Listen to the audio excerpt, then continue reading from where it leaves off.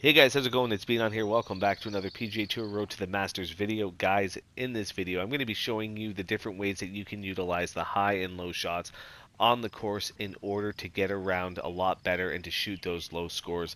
Now, new players getting into this game are only going to be hitting the straight shot as they get used to the way that the game plays. But once you start getting a little comfortable, these types of shots are going to be game changers, especially when you get into certain situations where you need to get over trees or you need to get through tight fairways or tight tee boxes. So as you can see here, guys, I am surrounded by trees, so I'm gonna have to use something to wrap my ball around the fairway there. Now, I could get away with using a straight shot, but depending on how your swing is, you could end up over here, and then you got to contend with some of these trees, or you could end up over here. So what we want to do is make sure that we are here.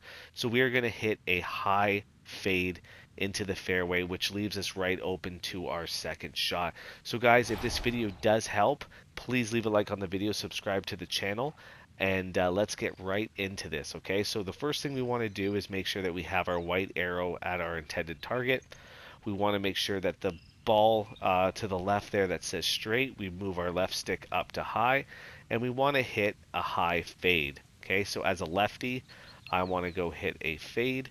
And now you might see that there's this little gray arrow moving back and forth. This is going to show you where your ball tracer is going to start, and the white is showing you where your ball is ending. Now, I will say that this is not perfect. It all comes down to how you hit the ball. So if your swing path is off, if your follow through is off, you're not going to get the intended shot shape. If you're using the 3-click, you might have a better chance to get that perfect fade, but if you are like me and you prefer using the analog stick, it's not going to look as perfect as you think. Okay, so you have to make sure that you get comfortable with it. So what we're going to do here is we're going to just hit a high fade around the trees. Just a reminder here for shot shaping, I do have a video on my channel, but I'm going to just do a quick review. You want to make sure that you follow back perfectly, and you want to come back at 12 o'clock. So if you look at that little circle down there with the line, think of it as a clock, okay? We're at around 7 o'clock and we need to go back to 12. So start at 7 for your backswing, and at 12 for your follow through. If you're a little bit off, it is going to affect the uh, direction of your shot shape. So let's hope I can pull one off. There we go. Kept it pretty consistent. We can use our spin to allow us to move a little bit more over. But as you can see here, guys, I hit a nice high fade into the center of the fairway. Next, I'm going to show you how to use a high shot to allow your ball to stick on a par 3. Hey guys, we are on the iconic 17th hole at Sawgrass, and what better par 3 to show you how perfectly a high shot can stick on a tricky green like this. Now, if we've ever played this hole, there's a couple pin placements. There's one that's usually back here, and there's always one here. So what we want to do is, again, we want to make sure that we are allowing our ball to just stick. So what I'm going to do is I'm going to play a high pitching wedge shot. I'm going to add a ton of um, power to it, but we also want to be careful of the wind, and we want to be careful of the slope. Okay, so what I'm going to do is I'm just going to hit a high shot. I'm not going to add any spin. The pitching wedge has a ton of loft, so by adding too much spin, it could cause us to go either into the water or into this sand bunker. So what I'm going to do is I'm just going to hit a nice full pitching wedge, hopefully stick it, and hopefully the slope takes it right to the hole.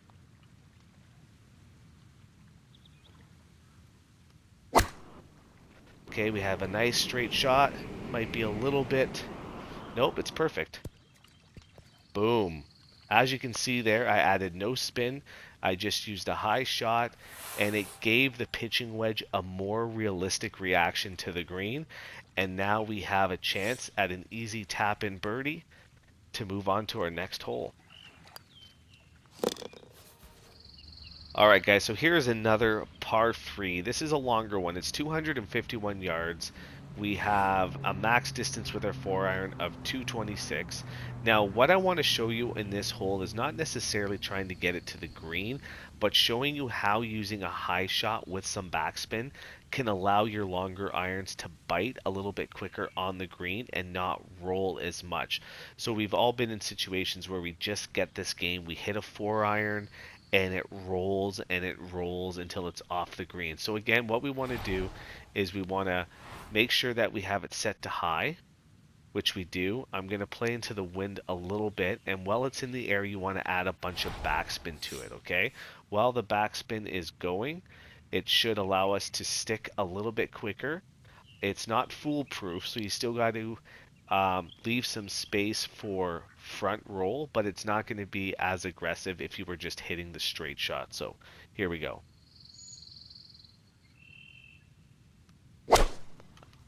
Okay, adding a ton of backspin, we got some height.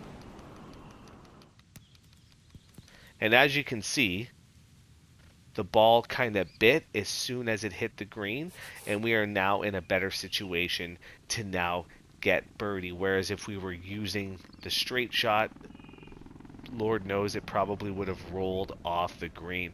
So guys, hope this helped. On to the next hole. Alright guys, so we are on the 18th hole now at Sawgrass, and in this hole I'm going to be showing you how you can use the low shots. We've done high fade.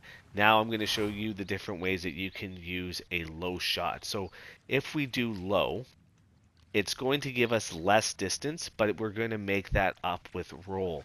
So again, if you wanted to just hit a nice shape shot, we could do another fade again. Okay, and we could try and roll it as far as we can up on the fairway. Again, you want to make sure that you follow from 7 o'clock back up to 12 o'clock, and if you are a right-handed golfer, this would be a draw for you. So you want to then go from about 5 o'clock back up to 12 o'clock. So again, you have to follow that path as closely as possible in order to get the shot shape. If you mess it up, then your shot is going to end up probably in those trees or in the water. So let's hope that doesn't happen to us. Okay, so it was a lot lower than before, and we were able to get a hell of a lot more front spin just from that. Now we're 123 yards away from the hole. Okay, again, if we wanted to use a high draw, oh, let's go over here, high draw.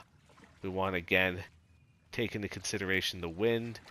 We want our ball to just land perfectly there. Now the 52 degree does have a lot of spin on it for being a wedge, so for shots like this you want to make sure that you hit some front spin to counteract the back spin that's going to be added to the club for the high shot. Okay, so again, this could not work out for me because, again, I'm a lefty, so hitting draws are a little bit harder for my character, but let's try it out.